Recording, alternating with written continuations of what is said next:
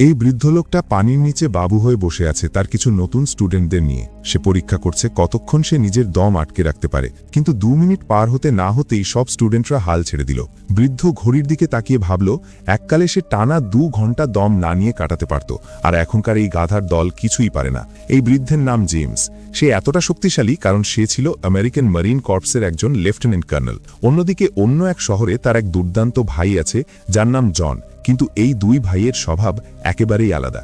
গত 20 বছর ধরে তাদের মধ্যে কোনো কথাও হয়নি, কিন্তু এবার তাদের বাবার কারণে এই 2 ভাই একসাথে হয়ে চারদিকে তোলপাড় সৃষ্টি করবে, আর শুরু হবে দুর্দান্ত এক অ্যাকশন ড্রামা। তাই ভিডিওটা একদম শেষ পর্যন্ত দেখুন। গল্প শুরু হয় জেমস যখন তার নতুন স্টুডেন্টদের ট্রেনিং দিচ্ছিল, তখন হঠাৎ পুলিশ তার কাছে আসে এবং তাকে একটি লাশ শনাক্ত করতে বলে। মৃত ব্যক্তি আর কেউ নয়, তিনি ছিলেন জেমসের বাবা। পুলিশের তদন্ত রিপোর্ট অনুযায়ী কয়েকদিন আগে এক সড়ক দুর্ঘটনায় তার বাবা মারা যান এবং ঘাতক গাড়িটি পালিয়ে যায়। সেদিন ছিল চাইনিজ নিউ ইয়ার। জেমসের বাবা একজন প্রাইভেট ডিটেকটিভ ছিলেন এবং দুর্ঘটনার আগে তাকে খুব বিচলিত দেখাচ্ছিল। তিনি তাড়াহুড়ো করে একটি লেটার বক্সে একটি চিঠি ফেলেন, কিন্তু সেখান থেকে কয়েক পা এগোতেই দুর্ঘটনাটি ঘটে। বাবার শেষকৃত্যের সময় ঘনিয়ে আসে। জেমসের ছোট ভাই জন তখনও এই ব্যাপারে কিছুই জানত না। সে তার প্রিয় মোটরসাইকেল চালিয়ে বাড়ি ফিরছিল। বাড়িতে ফিরে সে দেখে তার স্ত্রীর জন্মদিন সে ভুলে গেছে। ব্যাস, তার স্ত্রী রেগে গিয়ে ঘর ছেড়ে চলে যায়। জন যখন এই নিয়ে চিন্তিত, ঠিক তখনই তার ভাবি তাকে ফোন করে বাবার মৃত্যুর খবর দেয়, কিন্তু জন এতে খুব একটা পাত্তা দেয় না।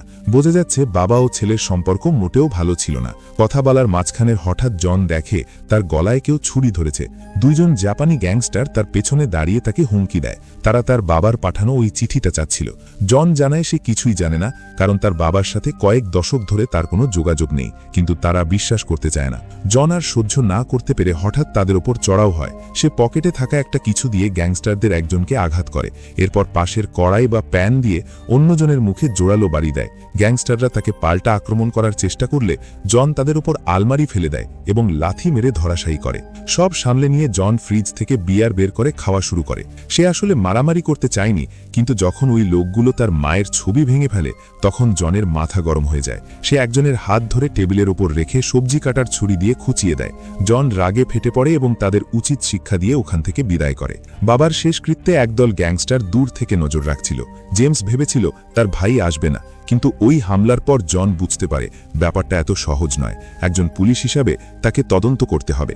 2 ভাই সামনাসামনি হতেই একে অপরের সাথে ঝগড়া শুরু করে দেয়। পাদ্রী তাদের থামানোর পর শেষ পর্যন্ত বাবার কবর দেওয়া সম্পন্ন হয়।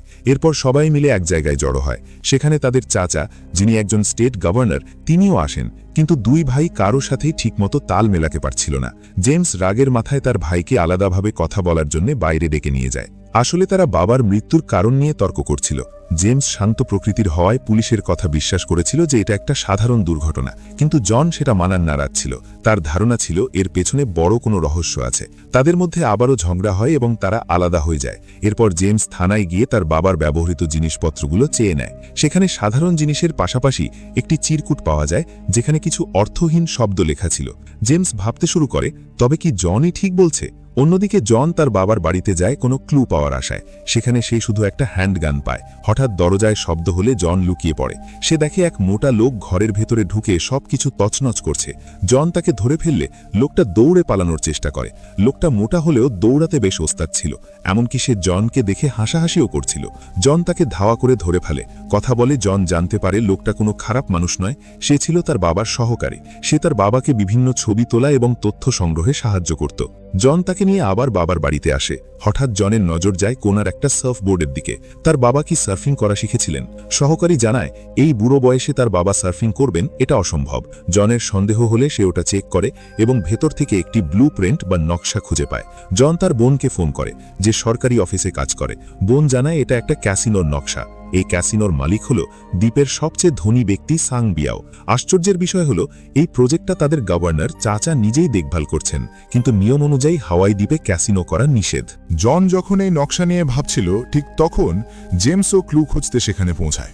জেমস আগে দুর্ঘটনাস্থলে গিয়েছিল এবং সেখানে চাকার গভীর দাগ দেখে বুঝতে পেরেছিল এটা কোনো সাধারণ ধাক্কা ছিল না। পাশের দোকানের সিসিটিভি ফুটেজ চেক করে সে দেখে একটি ভ্যান তার বাবাকে ধাক্কা দেওয়ার পর তার ওপর দিয়ে গাড়ি চালিয়ে চলে যায় যায় এবং নিশ্চিত হয়ে পালিয়ে যায়। জেমস এবার জনের কথায় বিশ্বাস করতে শুরু করে। দুই ভাই তাদের মধ্যকার তিক্ততা ভুলে একসাথে এই রহস্যের গভীরে যাওয়ার সিদ্ধান্ত নেয়। তারা নকশায় থাকা ওই নির্দিষ্ট জায়গায় যাওয়ার জন্য রওনা হয়, কিন্তু বিপদ তাদের পিছু ছাড়ে না। হঠাৎ সেই জাপানি গ্যাংস্টাররা তাদের ওপর অতর্কিত গুলি চালানো শুরু করে। জন কোনো মতে বন্দুক বের করে পাল্টা গুলি চালালেও কাজ হচ্ছিল না, কারণ গ্যাংস্টারদের গাড়ির কাঁচ ছিল বুলেট প্রুফ। এক পর্যায়ে জেমস চলন্ত গাড়ির ছাদে উঠে লাফ দিয়ে শত্রুদের গাড়িতে গিয়ে পড়ে। তাদের মধ্যে কাঁচের এপার ওপার ব্যাপক গুলি বিনিময় হয়, কিন্তু বুলেট প্রুফ হওয়ার কারণে কেউ কারো ক্ষতি করতে পারছিল না। পরের দিন দুই ভাই অন্য একটি বাহন নিয়ে রওনা দেয়। নির্দিষ্ট জায়গায় পৌঁছে তারা জানতে পারে এটি আদিবাসীদের এলাকা। এখানে যদি ক্যাসিনো তৈরি করা হয় তবে এই মানুষগুলো গৃহহীন হয়ে পড়বে। ঠিক তখনই জনের কাছে ফোন আসে যে ওই ঘাতক ভ্যানটি পাওয়া গেছে এবং সেই ড্রাইভার অন্য একজনকে মারতে গিয়ে নিজেও মারা গেছে। অর্থাৎ একমাত্র ক্লুটাও শেষ হয়ে গেল। এখন তাদের সামনে একমাত্র লক্ষ্য হলো সাং বিয়াও। তারা ছদ্মবেশে সাং বিয়াওয়ের এক পার্টিতে প্রবেশ করে। সেখানে জন একজন সুন্দরী মহিলাকে দেখে তার পিছু নেয় এবং নিজের স্মার্টনেস দিয়ে তার সাথে কথা বলা শুরু করে। কথায় কথায় জন জানতে পারে এই মহিলাই হলো সাং বিয়াওয়ের স্ত্রী এবং তাদের মধ্যে ডিভোর্সের মামলা চলছে। স্বামীর সম্পত্তির ভাগ বেশি পাওয়ার জন্য এই মহিলাই জনকে ভাড়া করেছিলেন তার স্বামীর বিরুদ্ধে তথ্য জোগাড় করতে। জন বুঝতে পারে সে সঠিক পথেই আছে, কিন্তু সেখানে অনেক মানুষ থাকায় তারা পরের দিন হোটেলে দেখা করার পরিকল্পনা করে।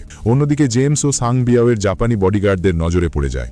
জেমস এবং জনকে ধরে সাং বিয়াওয়ের সামনে নিয়ে যাওয়া হয়, কিন্তু তারা বুদ্ধিমত্তার সাথে নিজেদের পরিচয় লুকিয়ে সাং বিয়াওকে বিভ্রান্ত করে ওখান থেকে ছাড়া পায়। পরের দিন জন খুব উৎসাহ নিয়ে ওই মহিলার সাথে দেখা করতে যায়, কিন্তু হোটেলের সামনে গিয়ে দেখে মানুষের ভিড় ঠেলে ভেতরে গিয়ে জন যা দেখল তাতে তার পায়ের নিচ থেকে মাটি সরে গেল। সাং বিয়াওয়ের স্ত্রীকে ওপর থেকে নিচে ফেলে দিয়ে হত্যা করা হয়েছে। জন রাগে পাগল হয়ে যায়। সে সোজা সাং বিয়াওয়ের বাড়িতে গিয়ে তাকে আক্রমণ করতে চায়, কিন্তু তার কাছে কোনো প্রমাণ ছিল না, ফলে পুলিশ তাকেই উল্টো আটক করে। জন যেহেতু গভর্নরের ভাতিজা, তাই সাং বিয়াও তাকে বেশি কিছু না করে পুলিশের হাতে তুলে দেয়। তদন্ত আবার থমকে যায়। দুই ভাই প্রচণ্ড বিরক্ত হয়ে একে অপরের ওপর দোষ চাপাতে থাকে। জেমস জনের ওপর চটে যায় তার হঠকারী সিদ্ধান্তের জন্য, আর জন জেমসকে গালি দেয় তার অতিরিক্ত নিয়ম মেনে চলার জন্য। কথা কাটাকাটি থেকে শুরু হয় হাতাহাতি। দুই ভাই মাঝ রাস্তায় একে অপরকে মারধর শুরু করে। জন তার ভাইয়ের ওপর রাগ ঝাড়তে থাকে, আর জেমসও তাকে পাল্টা আক্রমণ করে। তারা মারামারি করতে করতে গাড়ি থেকে নিচে পড়ে গড়াগড়ি খেতে থাকে। একজনের ঘুষিতে অন্যজন ছিটকে যায়। ঠিক তখনই জেমসও কম যায় না। সে চট করে আক্রমণ ঠেকিয়ে দেয় আর পাল্টা ঘুষি চালায়। জনের অবস্থা খারাপ হয়ে যায়। সে জেমসের সামনে দাঁড়াতেই পারছিল না। জেমস তার শরীরের সব শক্তি দিয়ে একটা মোক্ষম আঘাত করে। জন সামলে ওঠার আগেই পেটে একটা লাথি আর গালে চড় খায়। শেষ পর্যন্ত বড় ভাই জেমস জিতে যায়, আর এই মারামারি করার পর দুই ভাইয়ের মনের সব জেদ ধুয়ে মুছে পরিষ্কার হয়ে যায়। তারা বুঝতে পারে এখন ঝগড়া নয়, বরং দুজনে মিলে বাবার খুনিকে খুঁজে বের করতে হবে। ঠিক তখনই একটা সুযোগ আসে। জনের স্ত্রী জানায় যে তার কাছে বাবার পাঠানো ওই পার্সেলটা পৌঁছেছে। সেটার ভেতরে ছিল একটা পেন ড্রাইভ। জন তার স্ত্রীকে বলে পেন ড্রাইভটা নিয়ে তাড়াতাড়ি হাওয়াই দ্বীপে আসতে। তার স্ত্রী অবাক হয়ে বলে, কি তুমি কি ওখানে ছুটি কাটাতে গেছো? আমি এখানে রেগে আছি আর তুমি ওখানে মজা করছো। রাগ করলেও শেষ পর্যন্ত সে হাওয়াই দ্বীপে চলে আসে, কারণ ব্যাপারটা ছিল খুবই সিরিয়াস। বাড়ি ফেরার পথে তারা সবাই মিলে পেন ড্রাইভের ভেতরে কি আছে দেখার চেষ্টা করে, কিন্তু সমস্যা হলো সেটাতে পাসওয়ার্ড দেওয়া ছিল। জেমসের হঠাৎ মনে পড়ে বাবার সেই চিরকুটের কথা, যেখানে অদ্ভুত কিছু শব্দ লেখা ছিল। কিন্তু তারা পাসওয়ার্ড ইনপুট করবে কি তার আগেই শুরু হয় আক্রমণ। এবার শত্রুরা সরাসরি হেলিকপ্টার নিয়ে হাজির হয়। জন তার স্ত্রীকে স্টিয়ারিং সামলাতে বলে আর নিজেরা পজিশন নেয়। হেলিকপ্টার থেকে রাস্তার গাড়িগুলোর ওপর বৃষ্টির মতো গুলি চালানো শুরু করা হয়, যাতে তারা পালাতে না পারে। জনের স্ত্রী খুব দক্ষ হাতে গাড়ি চালিয়ে সামনের বিপদগুলো এড়িয়ে যাচ্ছিল।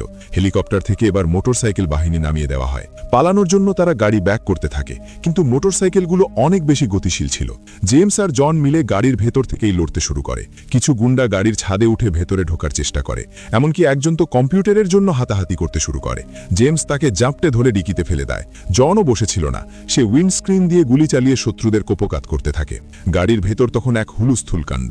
জন আর জেমস মিলে গুন্ডাগুলোকে একে একে গাড়ি থেকে বাইরে ছুঁড়ে বের করে দিচ্ছিল, এমনকি একজনের হাত দরজার সাথে আটকে ছিঁড়েও গেল। শেষ পর্যন্ত জেমস ওই গুন্ডাগুলোকে চলন্ত গাড়ি থেকে বাইরে ফেলে দিয়ে রাস্তায় ঘোড়া একদম শেষ করে দেয়। কিন্তু বিপদ কাটেনি। হেলিকপ্টার আবারও তাদের গাড়িকে লক করে ফেলে। জন ঝুঁকি নিয়ে গাড়ির বাইরে এসে গুলি চালায় যাতে হেলিকপ্টারটা দূরে থাকে। জেমসও তখন ফায়ার করা শুরু করে। জেমস তো ট্রেনার ছিল, তার নিশানা ছিল একদম অব্যর্থ। কিছুক্ষণ পর হেলিকপ্টারটি নিয়ন্ত্রণ হারিয়ে নিচে তাদের গাড়ির উপর আছড়ে পড়তে থাকে। এক বিশাল বিস্ফোরণের পর কোনো মতে তারা প্রাণে বাঁচে, কিন্তু গাড়িটা একদম ধ্বংস হয়ে যায়। তাদের ওই মোটা সহকারী দ্রুত পেনড্রাইভে পাসওয়ার্ড দেয় এবং সফলভাবে সেটা খুলে ফেলে। ভেতরে পাওয়া যায় গত 3 বছরের সব লেনদেনের রেকর্ড। দেখা যায় সাং বিয়াওয়ের অ্যাকাউন্টে $12 মিলিয়ন ঢুকেছে এবং সেই টাকাগুলো বিভিন্ন অ্যাকাউন্ট ঘুরে অন্য একজনের অ্যাকাউন্টে ট্রান্সফার হয়েছে। সেই নামটা দেখে জেমস আর জন পুরো থতমত খেয়ে যায়, কারণ সেই লোকটা ছিল তাদেরই চেনা এবং আপন কেউ। এখন তারা পুরোপুরি নিশ্চিত হয়ে যায় যে বাবার খুনের পেছনে ওই সাং বিয়াওই দায়ী। বাড়িতে ফেরার পর তারা যখন একটু বিশ্রাম নিতে যাবে, ঠিক তখনই জেমস বুঝতে পারে কেউ একজন বাড়িতে এসেছিল। সে পাগলের মতো তার ছেলে মেয়েদের খুঁজতে থাকে। প্রথমে কাউকে না পেয়ে তার কলিজা যেন শুকিয়ে যায়, কিন্তু কিছুক্ষণ পর সে দেখে বাচ্চারা লুকিয়ে আছে। তার ছেলে জানায় সে তার বোনকে নিয়ে লুকিয়েছিল, কারণ কিছু লোক এসে তার মা আর ফুফুকে ধরে নিয়ে গেছে। জেমস বুঝতে পারে এটা সাং বিয়াওয়ের কাজ। সাং বিয়াও ফোন করে জানিয়ে দেয় যে তার লোকেদের ফিরে পেতে হলে পেন ড্রাইভটা নিয়ে আসতে হবে। জেমস আর জনের রাগের সীমা থাকে না। বাবার খুনের শোধ নেওয়ার আগেই সে আবার তাদের পরিবারের উপর হাত দিয়েছে। এবার আর কোনো নিয়ম নয়, সরাসরি আক্রমণ। জেমস তার গোপন অস্ত্রের ভাণ্ডার খুলে দেয়, যা দেখে জন অবাক হয়ে যায়। 2 ভাই মিলে এক রক্তক্ষয়ী যুদ্ধের প্রস্তুতি নেয়। রাতের অন্ধকারে তারা সাং বিয়াওয়ের ভিলায় হানা দেয়। চারদিকে গুলির আওয়াজ আর আর্তনাদ। পাহারাদারদের একে একে খতম করে তারা ভেতরে ঢুকে পড়ে। ভেতরে থাকা গুন্ডারা কিছু বুঝে ওঠার আগেই জেমস আর জন তাণ্ডব শুরু করে দেয়। জেমস করিডোর দিয়ে যাওয়ার সময় হাতের সামনে যাকে পাচ্ছে তাকেই শেষ করে দিচ্ছে।